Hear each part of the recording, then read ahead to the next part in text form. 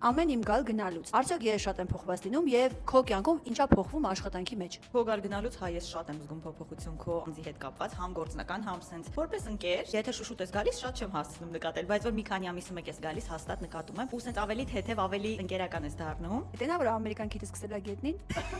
Երևի ինդեղի ավելի ուրախ, թեթև առօրյան է պատճառը։ Մյուս հարցը մոռացա։ Ես էլ։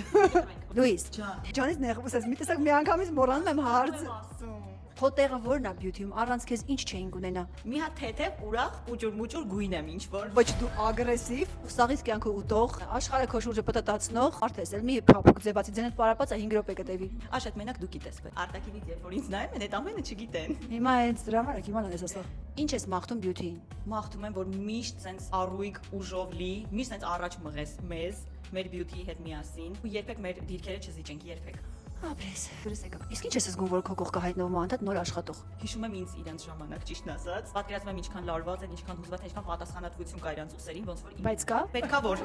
պետքա որ լինի։ Ինձ թվում է հիմա սերունդը մի քիչ փոխվել է։ Չնայած ճիշտ է, հա, մեր ժամանակներից հետո շատ բան է փոխվել, բայց ես կոնկրետ ահա որ լարված ու պատասխանատվությամբ լի եմ եղել, որ հանկարծ չսայթակեմ բյութի կազմում։ Ապրես։ Հուսա ստացվել է։ Լրիվ ճիշտ սուտ ասեցիր։